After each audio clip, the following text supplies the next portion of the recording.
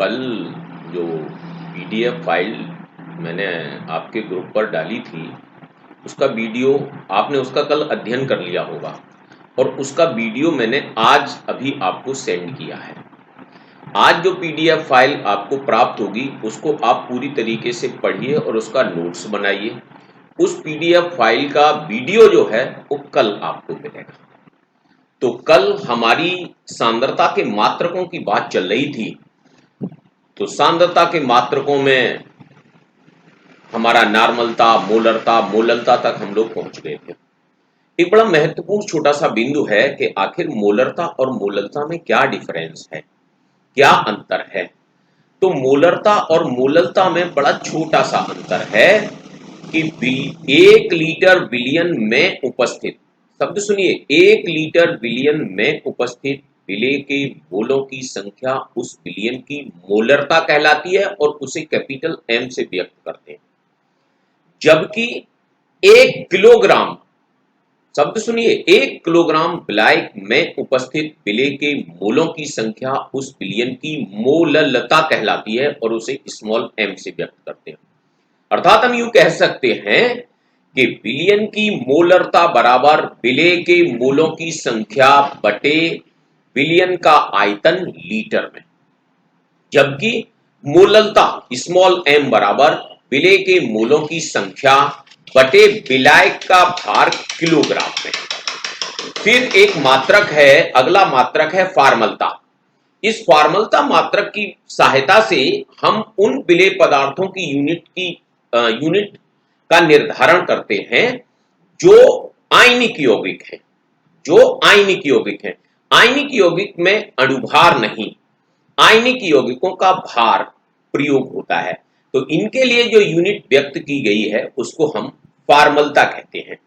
हम यूं कह सकते हैं कि इस यूनिट का प्रयोग आयनिक यौगिकों के विलयन का सांद्रण व्यक्त करने के लिए किया जाता है।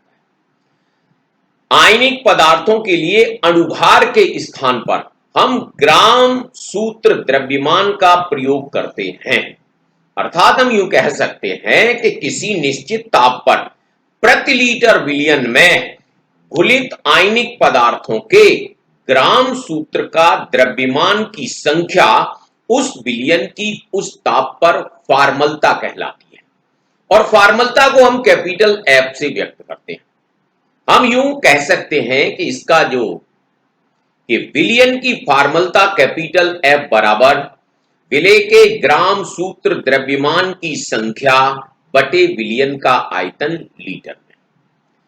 किसी विलयन की फार्मलता ताप का एक फलन है और ताप में परिवर्तन के साथ ये परिवर्तित होती है।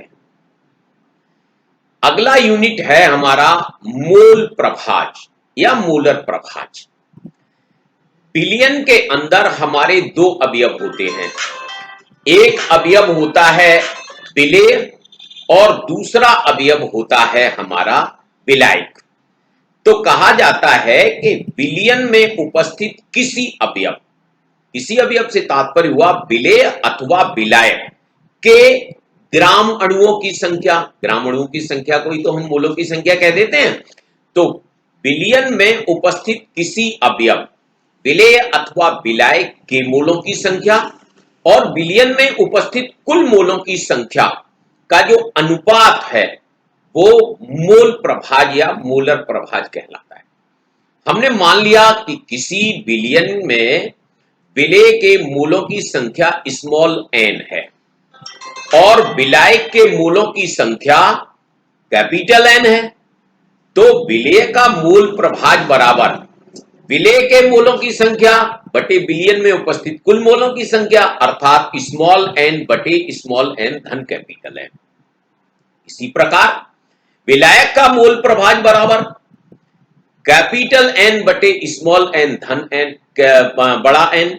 अर्थात हम यूं भी कह सकते हैं कि विलायक के मोलों की संख्या बटे विलेय के मोलों की संख्या धन विलायक के मोलों की संख्या।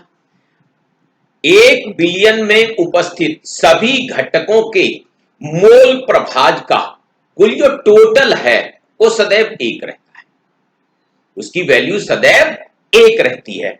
और मोल प्रभाज एक इकाई रहित राशि है, इसका कोई यूनिट नहीं है, यह ताप पर निर्भर नहीं करती है। अगला बिंदु है विलयन के अणुसंख्य गुणधर्म।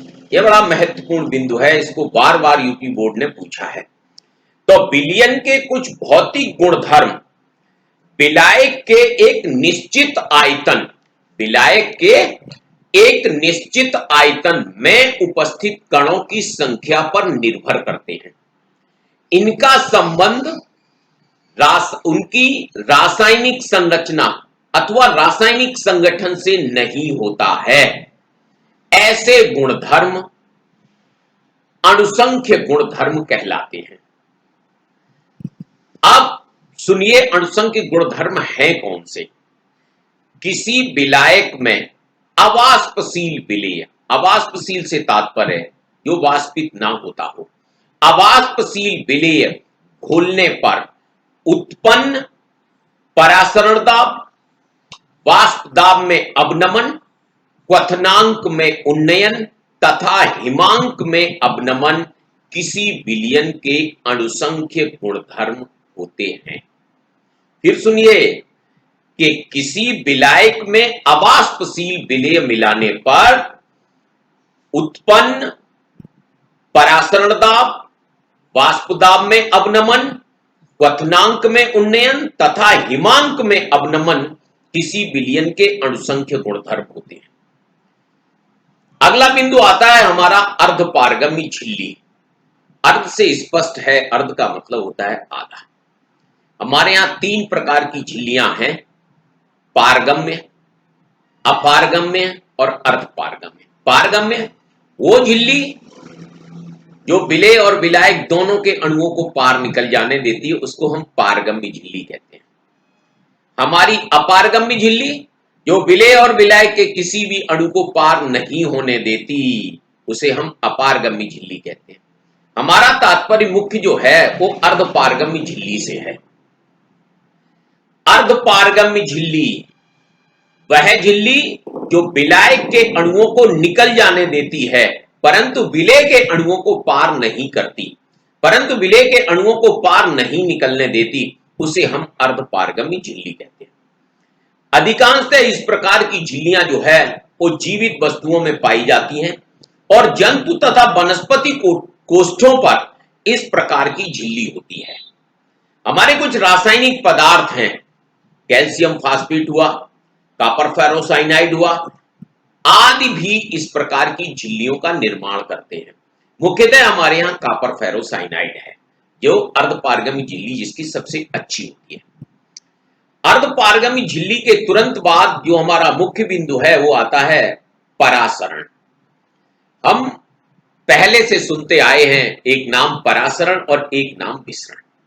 आज परासरण, परासरण के लिए पहली शर्त अर्धपारगम्य झिल्ली का होना परम आवश्यक है, इसीलिए आपको अर्धपारगम्य झिल्ली के बारे में जानकारी। परासरण की परिभाषा कहती है कि जब दो असमान सांद्रता के विलयन किसी अर्धपारगम्य झिल्ली के द्वारा अलग किए जाते हैं तो विलायक के अणु कम सांद्रता के विलयन से अधिक सांद्रता के विलयन में पहुंचकर दोनों ओर समान सांद्रता उत्पन्न करने का प्रयास करते हैं और यह क्रिया तब तक चलती है जब तक दोनों ओर की सांद्रता एक समान न हो जाए। इसी क्रिया को हम परासरण कहते हैं। अथवा हम यूं कह सकते हैं भाई अर्धपारगम्य झिल्ली का मुख्य कार्य विलायक के अणुओं को पार करना है, तो अथवा उसकी परिभाषा को हम एक बार पुनः यूं कह सकते हैं कि विलायक का कम सांद्रता के विलयन से अधिक सांद्रता के विलयन की ओर अर्धपारगम्य झिल्ली में से प्राकृतिक प्रवाह, स्वतः बहाव परासरण कहलाता है। अथवा हम यूं भी कह सकते हैं कि एक अर्धपारगम्य झिल्ली से होकर एक शुद्ध विलायक से अथवा तनु विलयन से सांद्र विलयन में विलायक का स्वतः प्रवर्तित प्रवाह परासरण कहलाता है। एक छोटे से डायग्राम के माध्यम से मैंने बताने का प्रयास किया है कि अगर अर्धपारगमी झिल्ली लगी है तो अर्धपारगमी झिल्ली का काम विलायक के अणुओं का कम सांद्रता से अधिक सांद्रता की ओर प्रवाह है। उसी के साथ नाम हम लोगों ने पढ़ा विसरण। जब किसी विलेय को, बड़ा छोटा सा अच्छा कि जब किसी विलेय को किसी विलायक में घोलते हैं तो विलेय के कण अधिक सांद्रता से कम सांद्रता की ओर तब तक चलते हैं जब तक एक समांगी विलयन नहीं बन जाता।